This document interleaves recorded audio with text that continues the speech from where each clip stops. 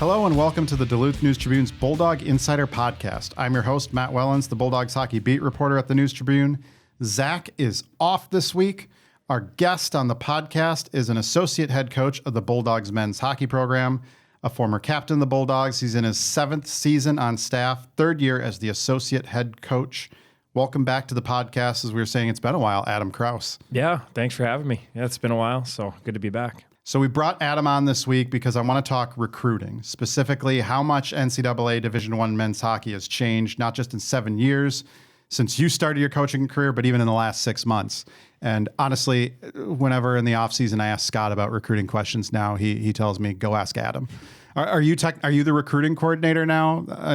Do you guys have like a designated recruiting coordinator on the team? Yeah, I mean, maybe not a title that comes with it, but certainly probably the guy that the recruiting runs through and making sure that we're efficient in our recruiting and making sure we're going after the right players and into the right areas and just trying to manage it the best you can. But me, Cody, and Brant have all, done our fair share of it. And so just making sure we're, again, continuing to get the right players in a very, very changing landscape.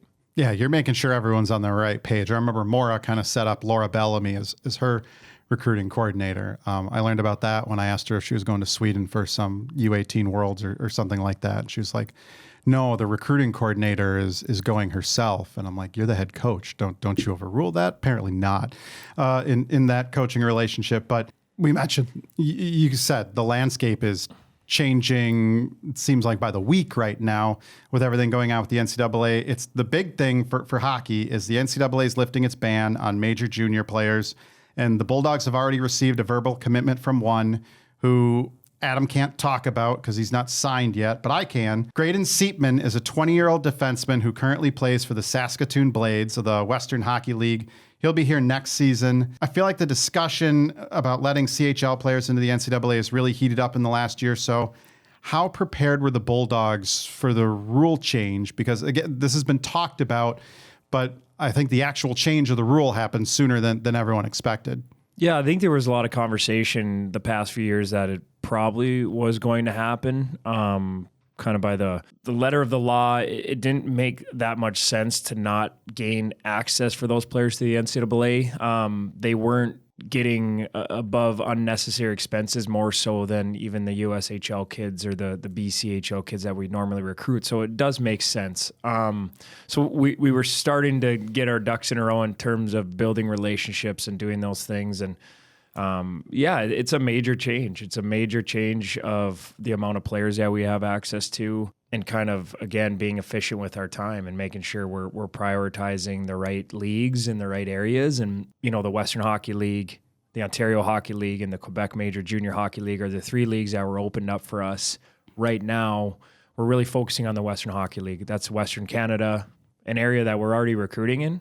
The one change is probably not so much adding more workload. It's just prioritizing that league over maybe some of the tier 2 junior leagues in that area, the Alberta Junior Hockey League, the British Columbia Hockey League, the Manitoba League, and the Saskatchewan League. So we're just probably prioritizing our focus and narrowing our focus in on that league. Was the rule change something that you and Scott and the staff were supportive of? Was that something you guys were open to this up? Because Scott, you're probably in that middle era where maybe we're just talking. I've been doing this way too long now, covering college hockey. But like when I first started, it was the start of College Hockey Inc. It was the old NCAA CHL wars. I think by the time you got into college, those had calmed down a little bit, but Scott was in the heat of those battles when he first started coaching as an assistant and a head coach.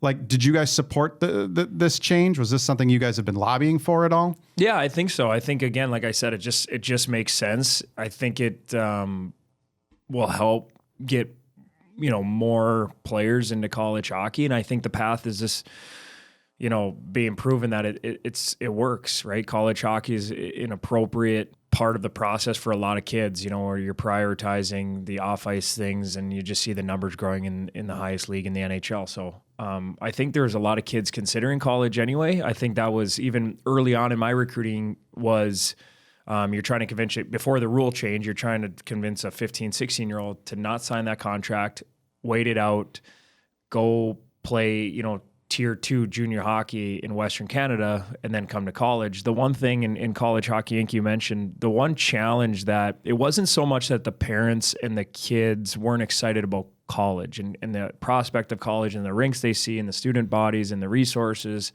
It was more so, what do I do before I get there?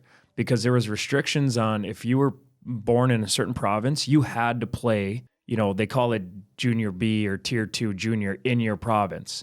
So these players weren't super excited about staying and having to play in the Manitoba Junior Hockey League or the Saskatchewan Junior Hockey League for 2 years before they could move on. They all wanted to go play in the BCHL or come down to the USHL, and just age restrictions and territorial restrictions didn't allow that to happen. So they thought the Western League was going to be a better option for them. So that was something that it wasn't that they weren't excited about college or didn't believe in it. It was, what am I going to do before I get there? And that was something that was the reason I think a lot of those players didn't come to college. Did the BCHL, and I think maybe this isn't going to be as big of a deal anymore, the BCHL kind of split from Hockey Canada to do its own thing. Was that kind of why they were doing that, to gain access to other players and compete with the WHL? I'm thinking now that maybe some people in the BC League were looking into the future and going, all right, we got to establish ourselves more in the Western Canada. And for people that aren't familiar, the BC League absorbed some teams from the Alberta League. Teams actually got kicked out of the Alberta League because they were realignment in juniors, not as easily, or it's a more controversial, you think it's controversial, colleges switching conferences in NCAA. In Canada, junior teams switching leagues is apparently a cardinal sin up there. Like the changes the BCHL was doing, was that trying to prepare for this future of competing with the WHL? Was that kind of why they were doing what they were doing? Yeah, and I think the biggest thing was, so breaking away from Hockey Canada, they didn't have to, they could go recruit in Manitoba and Saskatchewan. And so the rules really went out the door for them. They could go get any player they wanted from Ontario at really any age. And the biggest setback that they faced was those players, if they chose to go play in the BCHL, they weren't eligible to play in any Hockey Canada events, which is really, really a big deal for them.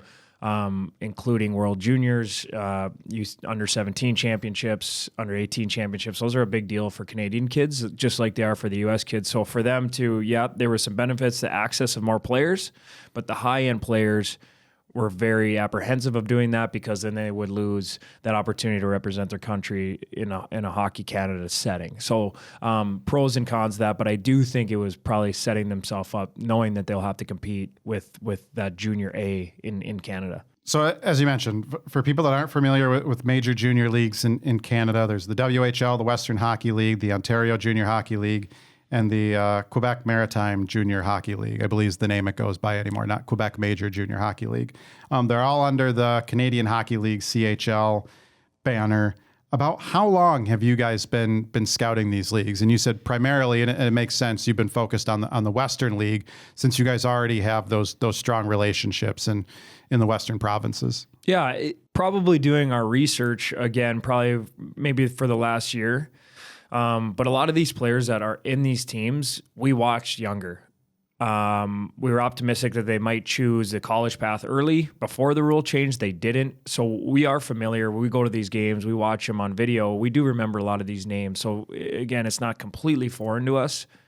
We haven't been in rinks in the leagues until the rule change, till recently, until the last, 3-4 months or whatever it's been. So it's been a good few months to build some relationships with teams. There's still a lot of teams that are very apprehensive of allowing colleges access to their players because they keep their players till they're 20 years old almost all the time. So for us, we're a threat to them. And in terms of taking their players at 18 or 19 years old. So there's been certainly some building relationships, and we're trying to do it the right way, just like we always do. So trying to build those relationships first and dealing with older players like we have been a little bit easier transition. I was going to say, so you're saying the old NCAA CHL rivalry wars still there for some of these teams. And it probably is amplified now that there is direct competition and conflict, that we're coming into their ranks and convincing their players to cut their time short with those teams and come down to college, I think has only enhanced that conflict or that difference in beliefs of what's right or wrong, or playing 60, 70 games for 4 years versus coming to college, taking a step back in the games and getting in the weight room more and practicing more and building your body at a time where, that's 18 to 22-year-old time where you can really take advantage of growing and getting ready for that next level. So there's difference in beliefs of what's best for the player. Like I said, the trends have shown college hockey is really is proving that it's a really good path for a lot of these players. That's kind of an argument in all of sports, isn't it? And I'm about to go on a tangent here. Longtime listeners of the podcast used to that. We've seen it in like baseball. I know Legion baseball was really and you're a former baseball guy. You were a good baseball player, right? Wasn't bad. You weren't Not bad for Northern Minnesota. What's that? Not bad for Northern Minnesota. Not bad for Northern Minnesota. There was this trend in Legion of, all right, we got to start getting guys playing 50, 60 games. I think that's retreated a bit in part because that's basically a full-time job in the summer for kids and stuff. But we've seen this at other levels of youth sports of more games. And we've heard a little bit at the college level. I know Scott Sandlin has mentioned at times he wouldn't mind a few more games in the regular season. His philosophy, I believe, is to allow some of these other up-and-coming programs more. If UMD has more games available, they can schedule more games against a Stonehill and Alaska, some of these up-and-coming programs and such. But, I mean, there is a limit to how many games. In your experience, there's a limit to how many games kids should be playing in those formidable years. I mean, playing 50, 60 games a year might be more beneficial to spend more time in the weight room, huh? Yeah, for sure. And I think there's a balance, just like anything in life or sport or whatever you want to talk about, there's a balance. There's a healthy balance to all this. I think college hockey can move the needle in games without sacrificing what makes college hockey different, of the weight room and the nutrition access and the resources. I think adding 4, 5, 6 games won't impact that. Now you start adding 10 plus, that might impact that. Again, it's a balance. So when you look at these players, it's not only the amount of games you're playing, but it's the travel. These players are on the bus. These players are traveling 6, 7, 8 hours, getting off the bus and playing hockey games and driving to the next city overnight, sleeping in the bus, getting up in the morning.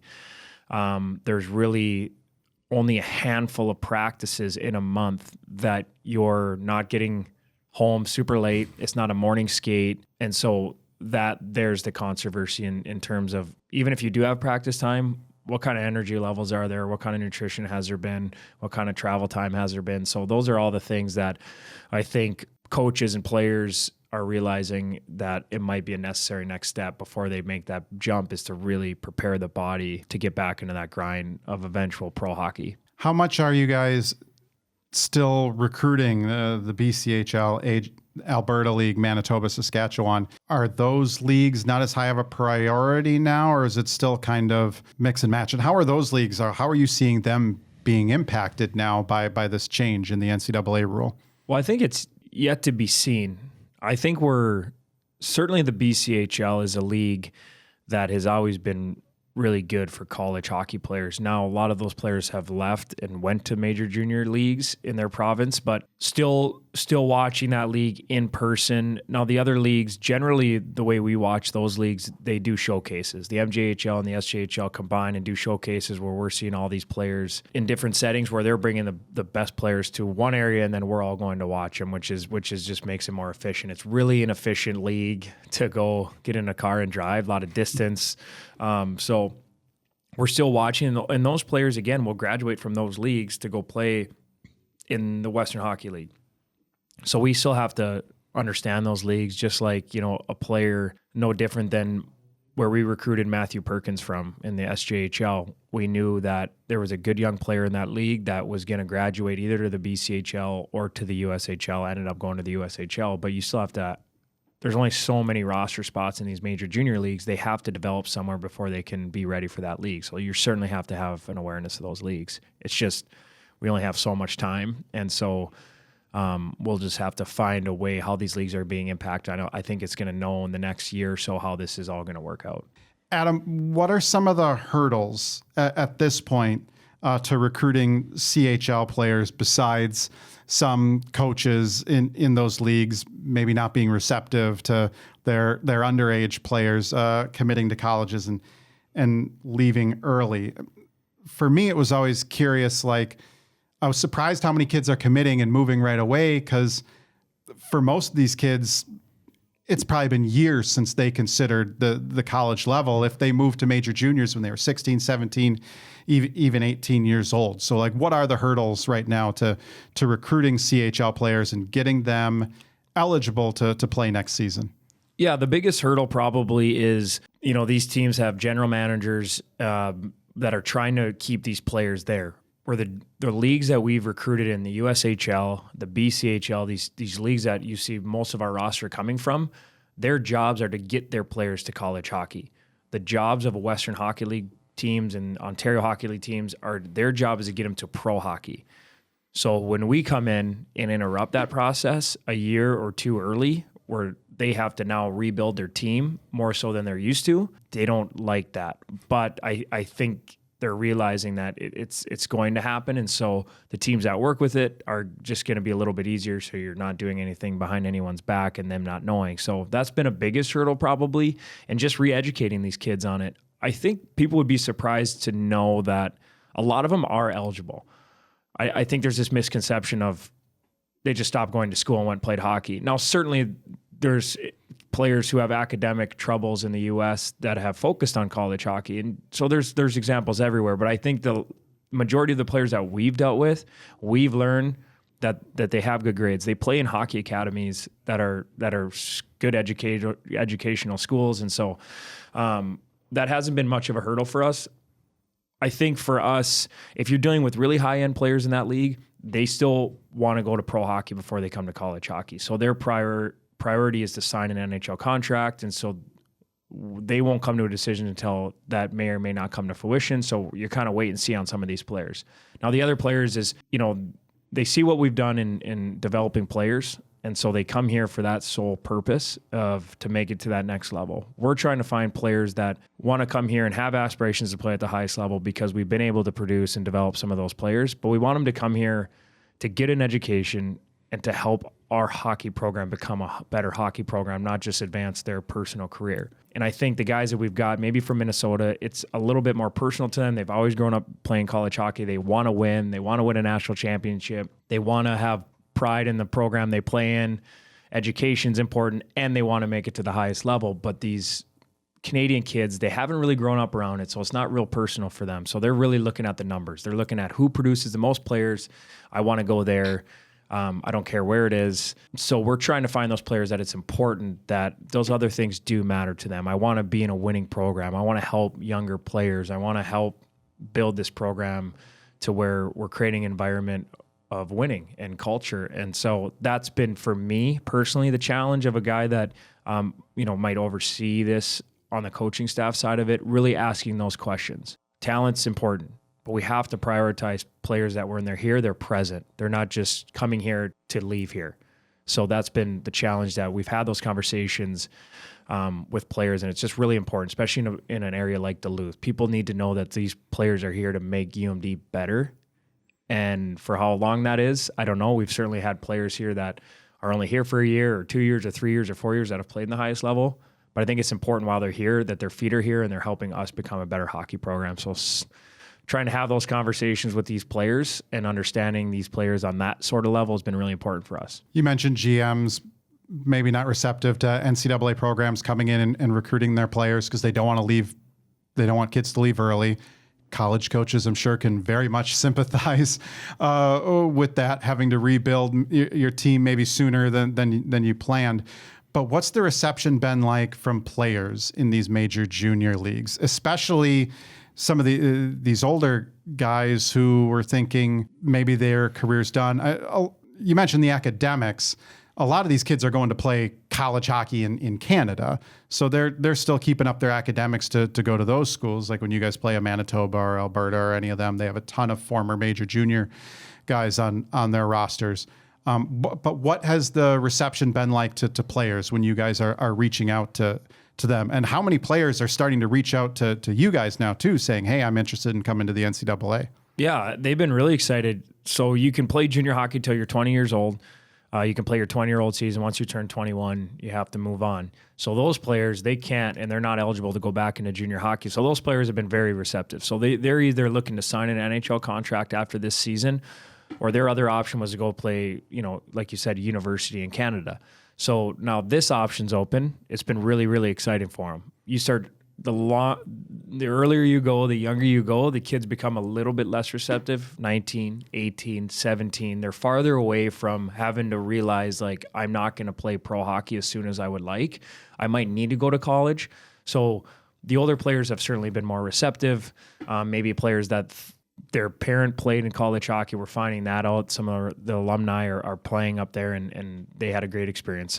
So they've been really excited. The 20-year-olds, like I said, we're trying to deal with some older players. We had a really young class that made us a lot younger. So we're trying to add some experience in college hockey has been very important. Even over the last few years, college hockey has never been older. I don't think UMD's ever been younger. So it's just finding that balance with some experience too. Do you think the opening up of the CHL leagues is going to make college hockey older? We're going to see more, 20-year-old freshmen out there, because it seems like now kids have that option. I think kids were more willing to leave the USHL, BCHL when they were younger. That may not be the case in the major junior leagues. Those kids may want to, at least initially, that could entirely change here. We don't know how this is all going to really play out. We have theories, but do you think college hockey is going to get older with the opening up of the CHL? Yeah, I don't maybe 100% know. I have theories and opinions on that. I do think it will get older just because I think it's going to force, because the market for players is bigger, it's going to force players that are playing in the USHL, that is the general way to get to college hockey, of the best players in college hockey. Instead of us bringing that player at 18, maybe when they're not ready, we have access to other players. It's going to probably force those players to play another year because they have more competition in the market. And so they have to be more ready for college hockey. And again, I don't know that for a fact. We're going to learn over the next year or two or three. But my gut is at UMD, we would like to get a bit older. When we've had our most success, we're generally an older team in college hockey. Certainly not the oldest, but right in the middle somewhere. We've been some of the youngest teams in the country just from the way it's worked out. But we have to get back into that kind of that middle age of college hockey. I think it's important for us. I don't know how it's going to work out in the whole scheme of things, but for us, it will be a focus. How is this all going to impact the USHL and the NAHL? I think it's going to impact it tremendously. I think the biggest thing the USHL had for them is it was the best route to college hockey. And so they had that, I don't want to say hanging over the players' heads, but they didn't really have any other options. What I think it's going to do is force those teams and those ownership groups of those teams and the leaders of that league to really step up their game. And there's a lot of resources in these major junior markets. And so they're going to have to really attract these players to come play in these leagues, because it's not the only way to college hockey anymore. So why would a Minnesota kid now go play in the USHL when they can go play in Seattle in the WHL? That's the market for the player. So there's just more competition, just like there is with players. When there's more competition, everyone's got to tighten up or else you're going to get left behind. So I just think it will force some of these teams. You're not the only way to college hockey anymore. You have to make sure your facilities are up to par, and your food and your nutrition and your development. So it's just going to make sure everyone's just doing their best. And I still think there's a place for all these leagues. There's a place for the North American Hockey League.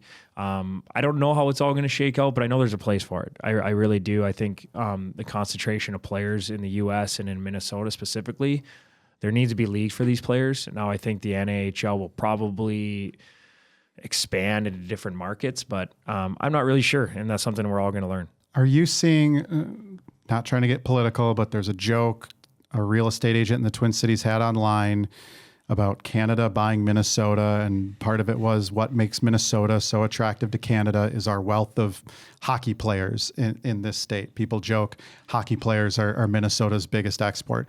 You probably run into when you're recruiting the high school teams. I remember, I think the first time we had on the podcast, you joked that Scott was only letting you recruit Hermantown High School, which is a big market for here. There's a lot to do there. Easy recruiting, but a lot of players to look at there. You've since expanded your territory, and Scott lets you get out a little further now. But when you guys are recruiting the high schools, I'm sure you run into junior coaches from the USHL and the NHL who are recruiting maybe even some of the BC leagues and that. Have you started seeing major junior teams creep down into Minnesota to look at players? Because I think in the past, they're not even thinking of talking to a Blake Bionde, Max or Zam Plant, a Ty Hansen.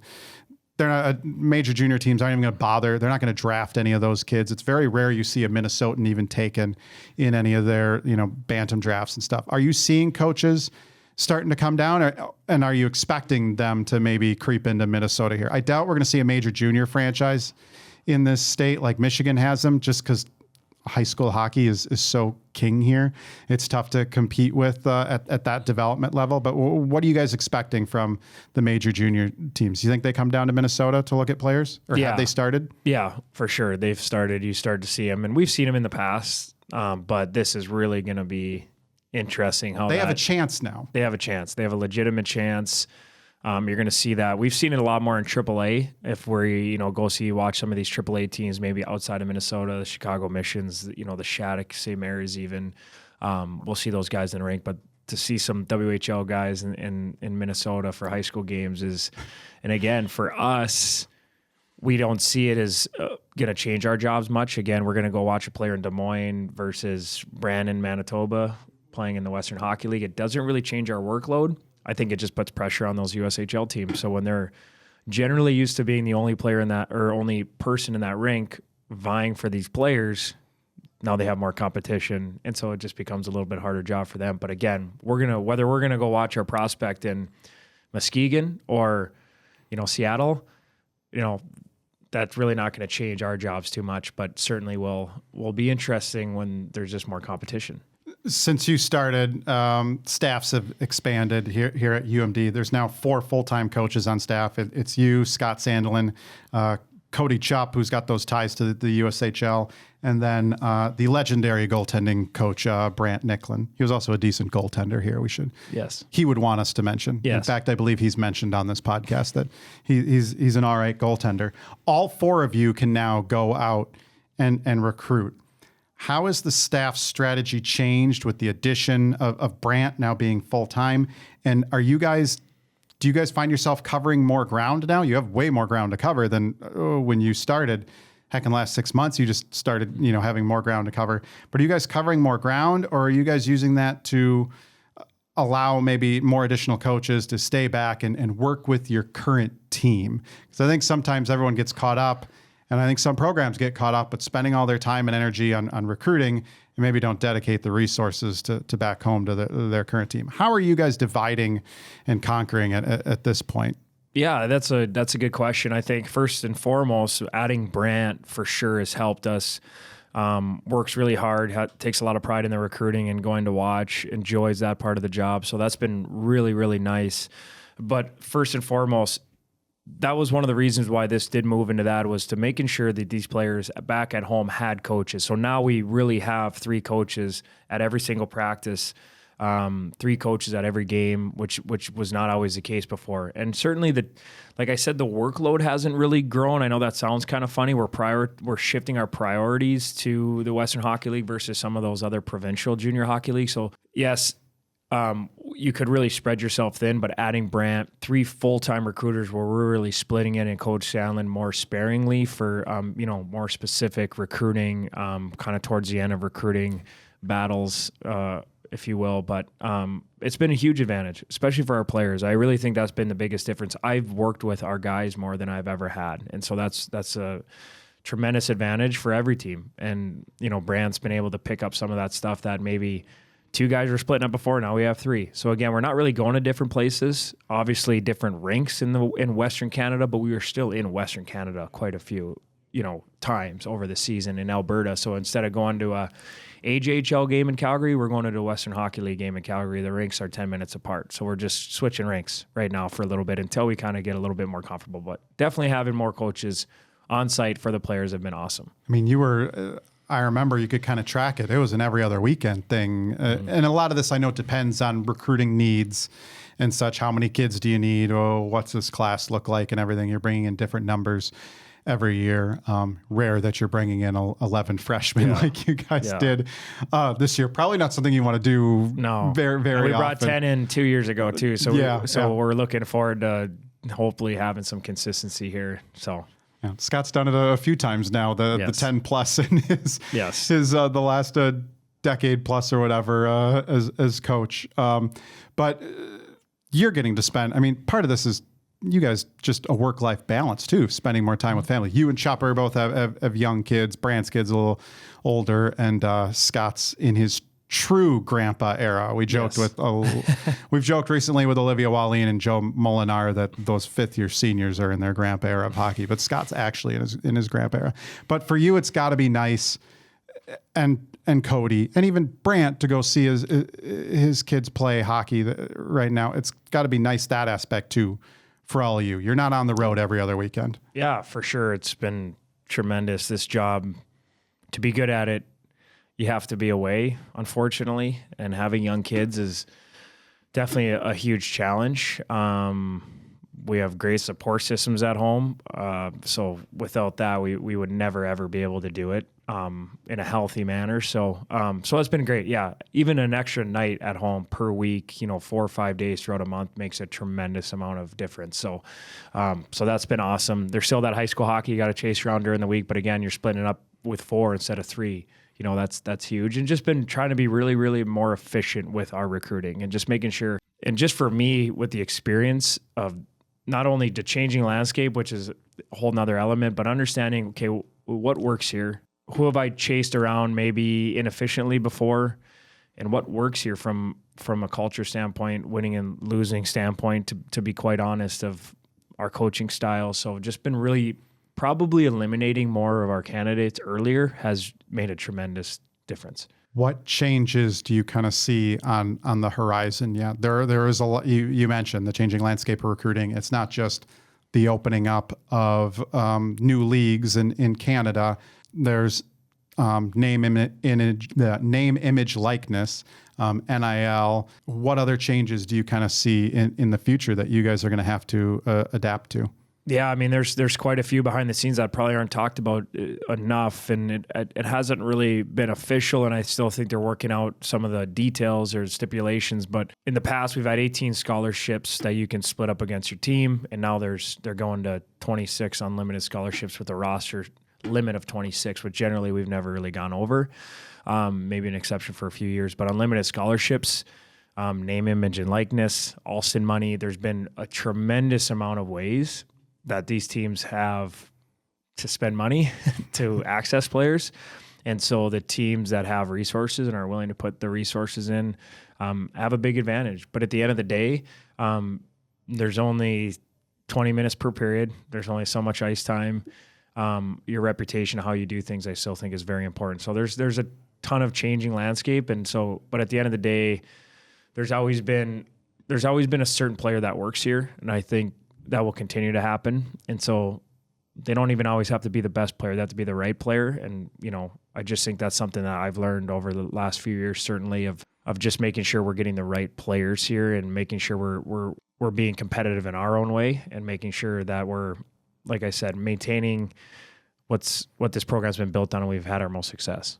All right. We will wrap it up there. We could go for hours I have like 20 more recruiting questions. We could really dive into the weeds, but we'll wrap it up there. Adam, thank you so much for joining us on the podcast. Thank you. And if you guys want to hear more of these recruiting type podcasts, in the weeds ones, give us a shout. Let us know.